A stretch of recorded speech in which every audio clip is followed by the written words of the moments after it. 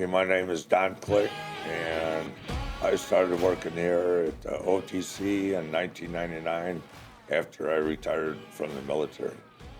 I was working in a steel factory in the middle of Detroit prior to coming into the military. Uh, what got me in the military is I got laid off in the steel factory.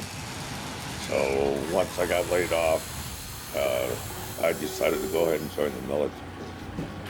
I came in for 6 years right off the bat. I was in night Hercules missile when I first came in, and that was a very good job when I was building the missiles. And once they phased that out, of course, I had to go into other air defense fields with Chaparral, Vulcan, FAR, Bradley, and I finally wound up with being a first sergeant in Hawaii. I was hoping I'd get called back to the steel factory, but I never did. And that's what kept me in the military for the 24 years I put in. When I left the military, I retired out of Hawaii. I came back to El Paso mainly because of my wife's family is all from here, and we had our house here. So this is where we actually decided to retire. When I got back, of course, everybody starts looking for a job when they retire out of the military. And I found this job online on the internet, of course, and I applied for it and actually got hired about a month and a half later. When I first came into OTC, I started out as a contractor working with testing for the Patriot. During that time period, there was only one individual in the machine shop, and the workload that he was getting from the Patriot test, he needed help. So they kind of asked for volunteers, and I kind of volunteered because I had a little mechanical work with machinery and stuff. So they allowed me to come in here, and I guess, as you could say, the guy watched me for a little while just to make sure I could operate the stuff on my own and do what had to be done. And that just led to my career here as a machinist. Being in the machine shop, I've actually worked with mill machines. We use the lathes also in here. And then, of course, we've got the benders for making brackets and boxes and whatever else we needed. That's one side of the shop. The other side is the carpentry shop, which has the band saws, the table saws, and all that basic equipment for a wood shop. Thinking back, one of the hardest ones was probably rebuilding a couple of the instrumentation vans. We had totally stripped them out, put walls in, electrical, air conditioning, and all that. So the soldiers would actually have that, and the civilians would have that in the field.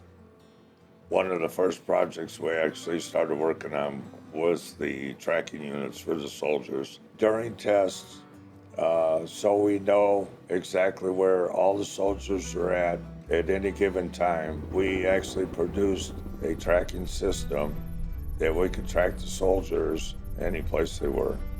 We had actually a couple different versions. They would wear a vest that everything was mounted right in it. They just had to put it on and that was it. For combat, we had the breastplate. Everything was mounted in that and made it simple for the soldier. It's just like carrying the savvy plate. It would replace that. And it was actually down to the same weight, so the soldier didn't have to carry any excess weight or anything else like that. The units really liked it because they knew where their soldiers were at. They knew if they got stuck someplace while they were out on their training. We tested all different locations across the United States with it.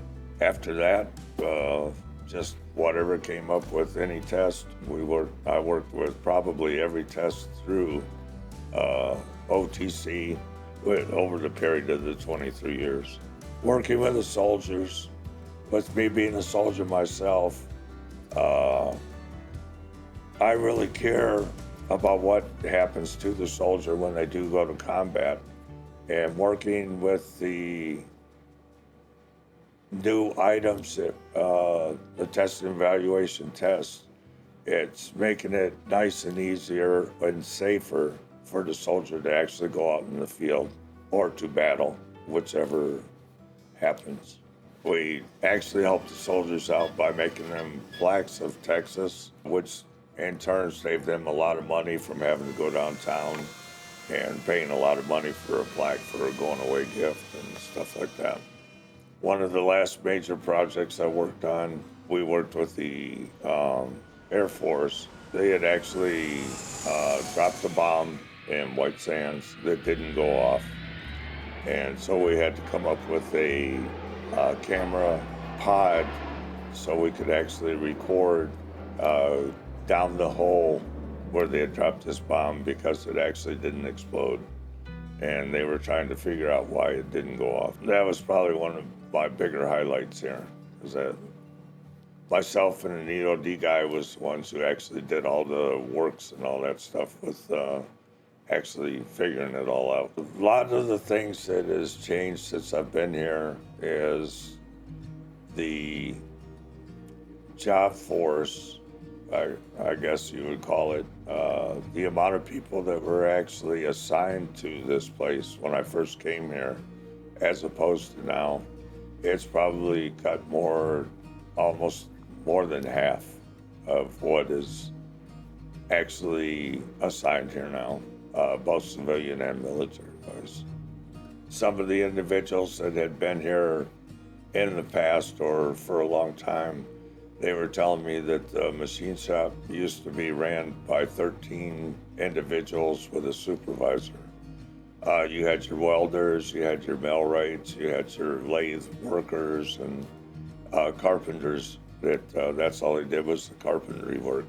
So, and now that I'm here by myself, I've kind of learned the jack of all trades in the machine shop. When I'm not here, my main projects on the outside is I like woodworking also, mainly my family. I'm very involved with my family, my grandkids also. So we like to travel. My family's from Michigan, so we've spent many of trips going to Michigan.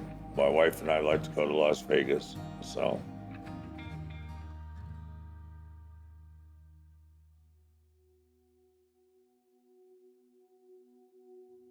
Well, one of the big plans I have after my retirement is my wife and I want to be able to travel to places that we haven't been able to travel because of the time restrictions. Now that I'm not worried about work or anything else, we could travel the United States and some of the places we want to see. For some of the places we've talked about actually going to is Alaska, number one, New York. We've never been to New York, neither one of us, so. And Oregon, a lot of the West Coast. We haven't been on the West Coast at all. I think one of my most favorite times, probably the whole time period I've been here, is being able to go out and work with the soldiers in the field. It's almost kind of like I never left the military. So my wife was so worried about my transformation from military to civilian life. Once I got this job, it was almost like there was no transformation.